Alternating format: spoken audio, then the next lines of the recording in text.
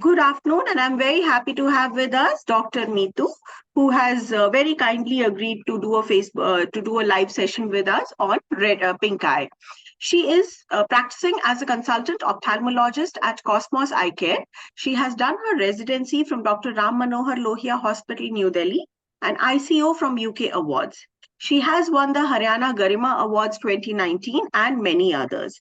So, Dr. Meetu, thank you so much for being here and welcome. Thank you, Nidhi. A very warm good afternoon to whoever is able to connect with us. The real hot topic of today is conjunctivitis. We have an ongoing epidemic. We're staring at one. And to the extent that there is at least one patient in every other household, so we can't ignore and we need to be aware. So this session is dedicated to conjunctivitis, or the pink eye that we usually call it. It's also called as eye flu, and in Hindi it's called aankh aana. Now, conjunctiva is nothing but it's a layer that covers the white portion of the eye. Any inflammation or infection of this is termed as conjunctivitis. Conjunctivitis could be divided broadly into two categories, an infective and non-infective one. For today, we're only focusing at the infective category, which we are looking at. Now, to start with, it's a very common occurrence during this season, the monsoon season. We generally see a lot of cases, but this time there have been almost triple the number of cases from last year. Thanks to the ongoing floods, the scenario out there is quite bad. Now, it is a viral infection. It involves not only the eye, but also the respiratory passage, the upper respiratory, and we might have fever as well. So let me just focus at our organ of interest today, which is the eye. Now, patients can be of any age group, right from the newborn to the geriatric age group. So there is no age limitation there because, as we know, it's a viral infection. Everybody is prone to it. Patients would complain of a red eye, abnormal sensations to the eye, in the sense there could be a burning sensation to pin-pricking sensations. There could be frank itching, eye pain. So a lot of that we are seeing regularly in our OPDs. Red eye, of course, watery eye, sticky discharge to the eye, photophobia, or sensitivity to bright lights, if I may put it that way. So stepping out in the sun could be of some concern. Working in front of your laptops could be of some concern. Having said that, every red eye cannot be conjunctivitis, so it is extremely, extremely important that we consult an eye doctor before doing a DIY treatment for ourselves and our family members. Every conjunctivitis is different. So when patients ask me if they can share their drops between family members, it's a big no-no, because some people might need stronger drops, the others won't. So it is not justified to have a very common treatment protocol for every member of the family. Okay. And also a big no-no from my side to the very commonly available over-the-counter medicines. That is what we're generally seeing. They have a lot of strong steroids in those eye drops, not warranted at all for the current eye flu that we're looking at. Okay. All right. Now, if we talk about preventive medications, there are none, because the concept is the same as COVID. If we would have any preventive medicines, we would have not allowed the infection to build up to a massive scale that we're looking at currently. So do not fall for anything preventive. It is only about those same 3 protocols that we need to remember that we followed during COVID, famously called the COVID protocols. Number 1, hand hygiene. Please practice the 20-second hand wash regime and the hand sanitization as much as we can, especially if we are a caretaker to the patient. Second, if the patient around us has upper respiratory symptoms in the form of a cold, a sore throat, cough, ask them to mask up. If they cannot mask up, we have to mask up, right? And third is social distancing. Avoid visiting overcrowded areas, avoid the pools at this particular point in time. Only if it is really, really important, then venture out in public gatherings. treatment is symptomatic. Somewhere between 4 days to 14 days is the duration of the current illness that we are looking at. And it all depends on how strong your immunity is and what fight the body is putting back. So it is variable for every individual. Some people have a massively swollen eye, some are very comfortable. It's very variable. So I recommend every patient, however mild or however severe the symptoms be, please visit your nearest ophthalmologist for a proper treatment. I have a few questions. This was largely a parent question thing. So can I ask them now? Yes, please go ahead, ma'am. Okay. So my son has this sort of inflammation in the eye, and I'm scared to take him to the doctor because वहां जाके और infection ही ना हो जाए. So what should we do? So point number one, get rid of that fear, because like I said, a DIY treatment could be more detrimental to the eye health, right? At the clinics, we are practicing hygiene. We are sanitizing our machines after every infected patient. So do not Achha. worry, right? So there are measures that we are taking from our end. From your end, what you can do is wear a mask. And like I said, hand hygiene. We all have a habit of touching our face with infected fingers. So try and avoid touching your face as much as possible, because entry points are three: the eye, the nose, and the mouth, right? So avoid touching the face.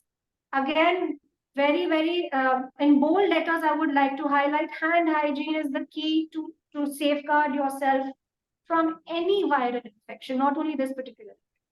Okay. So please visit, do not hesitate, because even an online consultation is not adequate enough. There are limitations to an online consultation. Okay. Unless we see the patient under a microscope, we do not know the extent to what the infection has gone up to and whether my cornea has been involved or not, which is again a different complication and needs to be treated accordingly. So do not hesitate.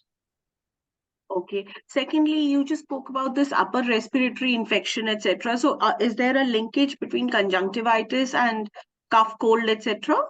Yes. So we are looking at patients complaining of sore throats, painful swelling, that is lymphadenopathy in this area, right in front of your ear, and cold, rarely cough, and very rarely abdominal symptoms. Now, because this is a flu, it enters your bloodstream and it is going to circulate in the entire body. How good a fight the immune system will put up will decide how many organs are involved and the duration of the illness. Okay. And after my child has become better, how soon can he go back to playing such that, he doesn't infect his friends? Right. So active discharge needs to stop, be it sticky discharge or a just plain teary eye. The redness has to come down. The fever has to come down. The child has to be comfortable. Like I said, there is evidence of photophobia. That means bright lights could be of some concern to the patient. So once the child has gotten over with at least 3 or 4 of these symptoms, he's fit to resume school, fit to go to play, fit to interact with other patients, Okay. people in general. Okay, wonderful. Now, if he is down playing and then I realize that one of the other children has it, how scared do we need to be? There is nothing to fear, but we have to be vigilant. Now, if we realize that our child is showing early symptoms of an infection, the host of the list that I just gave you, then we have to limit ourselves, we have to restrict our movements, and then not allow the child to mix around with other people. In the family also? Yes, why not? Okay. So if there are two children, then I need to keep them apart. Yes. As a family, we generally have a joint family. There are elderly patients, they are immunocompromised, they are diabetics, hypertensives, we are looking at patients with kidney failure. Their severity of infection is massive. Okay. Right? So a child could probably get over the infection maybe in 3 or 4 days, but elderly patients would then contract the infection from them. Probably could last for at least a week or 10. Okay. Okay. So isolation, of course, is of great help to break the chain. Okay. Does this conjunctivitis have any long-term effect on the eye, whether on kids or seniors? Not that we have recorded any. Okay. In the sense, there is no loss or blur of vision. There is no change in your spectacle power. Yes, a few patients do experience dryness for a certain period of time after healing.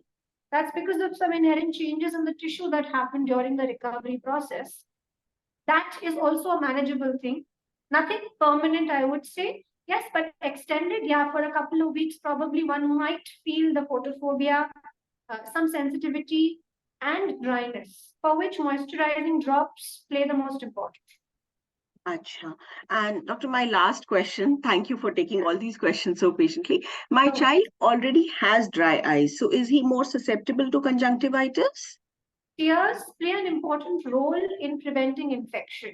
They have these chemicals that fight back any kind of foreign exposure. So, if Okay. we are deficient in tears or if we have a dry eye, we are not only going to be sensitive, there's also going to be an increased tendency to contract infections very easily. Okay. So, primarily, we need to ensure anyone and everyone with a dry eye needs to moisturize their eyes on a regular basis. Now, we're living in an era where mobiles, iPads, laptops, they are a thing of regular use. Even if somebody doesn't have to use these gadgets, we're all sitting under LED bulbs. So Right. the exposure to these blue wavelengths from gadgets is going to cause a dry eye for sure.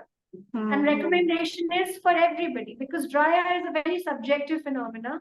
A severely dry eye patient could be absolutely comfortable, while a very mildly dry eye patient could be very, very uncomfortable as well. Okay. Okay. So So good. need to moisturize, need to protect, need to have a healthy lifestyle so that our immunity is robust enough to deal with epidemics and pandemics that we've been seeing all over this past couple of years. So, like I said, COVID, all of us contracted COVID, but unfortunately, a few of us did land up in the hospital. Again, that was related to immunity. Every viral infection, the only key factor that determines the outcome is your immunity. Right. And no immune boosters can change your immunity, say, with just one or two pills. You can't go from 1 to 100 in just 10 seconds with immune boosters. It's a lifestyle, it's a commitment that you need to show.